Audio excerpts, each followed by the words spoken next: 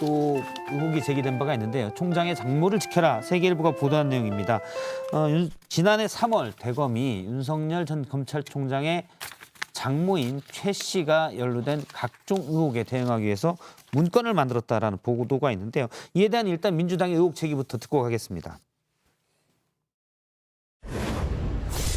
네, 윤석열 검찰이 검찰권을 사유화해서 언론에 대한 공격을 하는 것은 물론이고 본인과 가족에 대한 변호 활동까지 나선 초유의 국기문란 사건이라고 할 수 있습니다.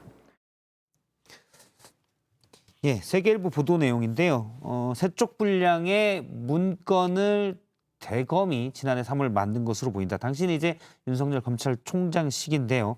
그런데 이제 보도에 따르면은 일부 사건들 관련 나오는 거는 검찰 내부만 알고 있는 정보인 것 같기도 하다. 이 말은 이제 어떤 비밀 정보를 이용했다기보다는 검찰이 그래서 작성한 것 같다라는 방증으로 쓰였습니다.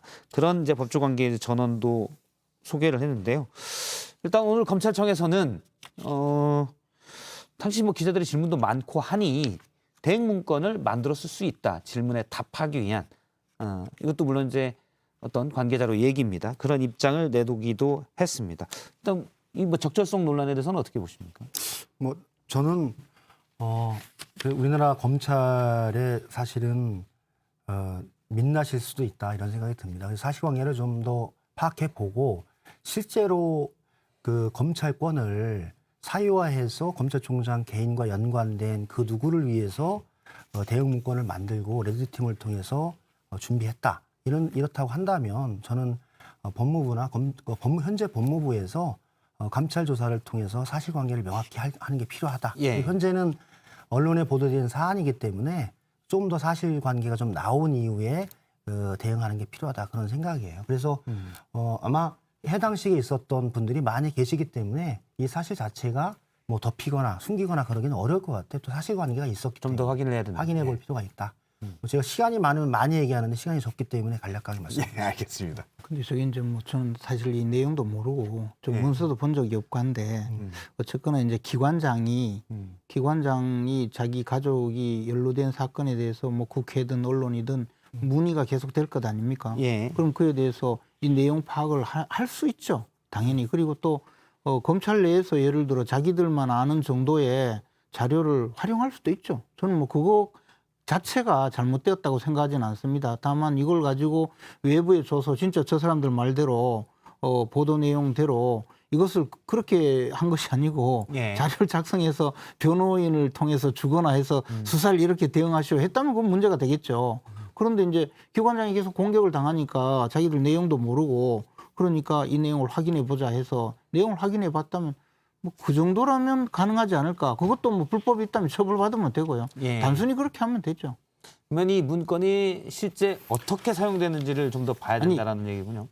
작성하는 목적이 뭐냐가 가장 중요해요. 네. 이런 문건을 작성하는 문건의 용도가 공적인 목적으로 자신들이 공무 수행을 위해서 작성을 했다면 그 내부의 자료가 아니 검찰 내에도 비밀이 있을 수 있고 그 비밀을 활용해서 자기들 조직 내에서 대응을 할 수가 있죠. 문제는 그것이 아니고 이것을 사익을 위해서 활용했다면 그것은 어떤 내용이든 뭐 처벌을 받아야 되겠죠. 예. 그 내용이 없이 그냥 이것도 공문서거든요. 공문서를 외부로 빼돌려 가지고 마치 대단한 내용처럼 보도를 하고 그걸 통해서 또 윤석열을 공격하기 위한 자료로 삼는다면 이것도 이 문서를 빼돌린 사람이 또 뭐 목적이 있는 거죠.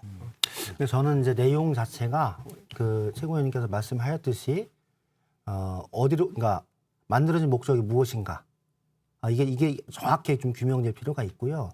그 문서 작성의 자리의 출처가 한마디로 그냥 흘러다니는 언론 그리고 누구나 인지하고 모아서 만들 수 있는 자료인가 예. 아니면 그동안 진행됐었던 고소고발 사건에 있었던 수사 자료와 조서 이런 부분들을 열람해서 만들고 정형화된 틀로 만들어졌는가 그러니까 내용이죠. 그다음에 그것이 이후에 어떤 방식으로 사용됐는가 그래서 이렇게 세 단계를 좀 구분해서 그것의 적정성 여부를 판단하는 게 필요하다고 봅니다. 그래서 말씀하신 대로 이 문건을 유출한 사람이 누구인가 이것도 대단히 중요한 문제라고 생각을 해요. 왜냐하면 이 공공문서잖아요.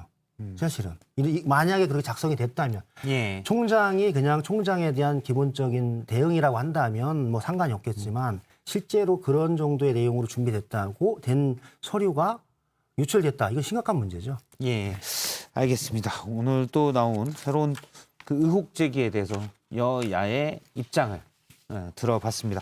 오늘 두 분 말씀 여기까지 듣겠습니다. 고맙습니다. 고맙습니다.